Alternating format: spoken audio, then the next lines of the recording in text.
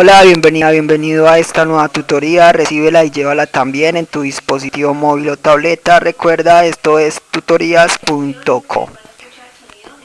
Comillas. Enseñar a otros es una buena acción. Las buenas acciones hablan más alto que las palabras de los gritos impotentes de las malas acciones. Comillas. Como se observa en la figura, el ejercicio planteado consiste en crear un programa que permita hallar el cociente y residuo entre dos números. Se plantea la solución en un programa de 33 líneas. En la línea 3 se importa la librería foundation.h. Esta librería entonces es un contenedor de funciones a usar. También se pueden importar las librerías de C++ y de C. Veamos la función ejecutar entre las líneas 15 a 19. Esta función ejecutar recibe entonces dos parámetros de tipo entero, el dividendo y el divisor. Y usa la función nslog para mostrar información por pantalla. Y muestra simplemente la división, que será la operación aritmética dividiendo sobre divisor, o sea el slash representa la división. Y el residuo se representa con el operador porcentaje, o sea el módulo. Recuerde que el módulo es el residuo de la división entre dos números, o sea el sobrante.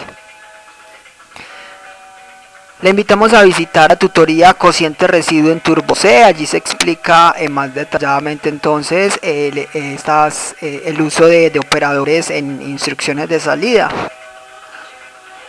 Vemos así entonces una estructura de un programa orientado a objetos. La programación orientada a objetos es un paradigma de programación que permite solucionar problemas de la vida real usando clases. Esto permite crear programas flexibles, portables y de mejoramiento continuo. Entonces las clases se componen de atributos y comportamientos. Una vez se definan las clases, deben crear objetos de esta clase para poder usarla.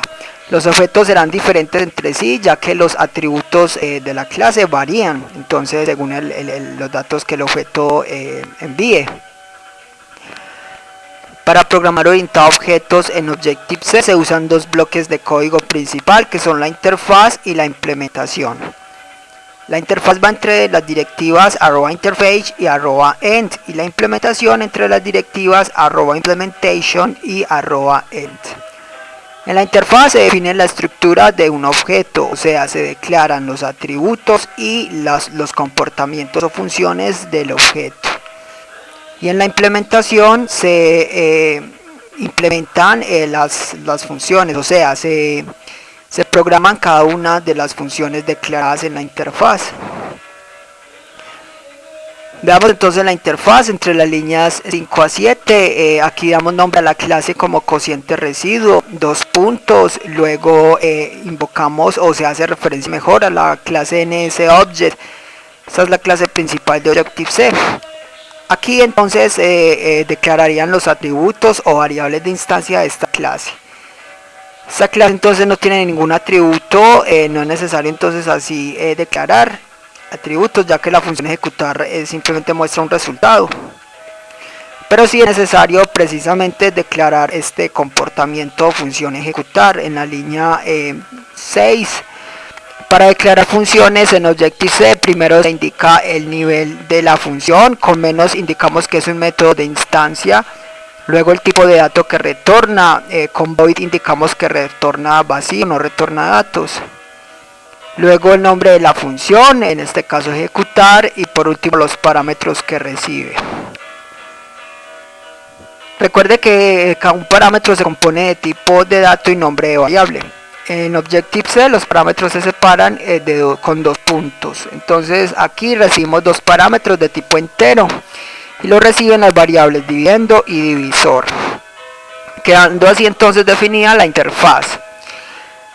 La interfaz se puede programar en un archivo con extensión .h para que en el momento de alguna otra clase haga uso de la clase cociente residuo, no tener que copiar toda la interfaz y toda la implementación, sino simplemente importar estos archivos. La implementación también se puede programar en un archivo con extensión .m. Veamos la implementación líneas 9 a 20. Internamente el compilador lo que hace es importar la interfaz. Para poder programar una función, esta previamente debió haber sido declarada. Hay un método especial, línea 10 a 14, el constructor. Este es el método init. Este constructor no es necesario declararlo, ya que es el constructor por defecto. Se debe declarar pues a menos que se sobrescriba, o sea que reciba parámetros. Entonces el constructor lo que hace por lo general es inicializar las variables de instancia. Como esta clase no tiene variables de instancia, o sea atributos, el constructor quedará vacío. Ya vimos la función ejecutar, entonces queda lista la interfaz y la implementación, o sea la clase cociente residuo. Ya podemos usar esta clase. Para eso debemos instanciar objetos de esta clase. Entonces eso lo hacemos en el main entre las líneas 22 a 33. Recuerde que el main es el método de inicio del programa. En el main entre las líneas 24 a 28 vamos a recibir el dividendo y el divisor como valores de entrada. Primero, antes de invocar la función ejecutar, vamos a crear un puntero de la clase cociente residuo. Con asterisco indicamos que vamos a crear un puntero llamado obj. Este puntero lo vamos a instanciar. Entonces para eso a la clase cociente residuo le reservamos memoria dinámica invocando a la función alloc o método alloc. A este espacio de memoria reservado le invocamos init, o sea el constructor, quedando así definida la estructura de un objeto de la clase cociente residuo. Y obj es un puntero que apunta a este objeto. Ya se puede usar entonces la clase. En la línea 30 invocamos la función ejecutar entre corchetes. Primero se nombra el puntero, seguido de la función ejecutar y los parámetros que se envían. Entonces los parámetros van separados con 2 puntos. Y estos parámetros pasarán por referencia, puesto que obj es un puntero. Con esto el compilador va de la línea 30 a la línea 15 y continúa con el programa mostrando el resultado. En la línea 31 se invoca relays. Este método se encarga de liberar la memoria dinámica creada. Esta fue la tutoría del ejercicio: crear un programa que permita hallar el cociente y residuo entre dos números. Repasa la teoría, resuelve nuestro test y practica un algoritmo en el tablero. Si esto te gustó o no, te invitamos a discutirlo y valorar la experiencia de esta tutoría. Recuerda, esto es tutorías.co, terminamos como @tutorías, posteamos en Facebook.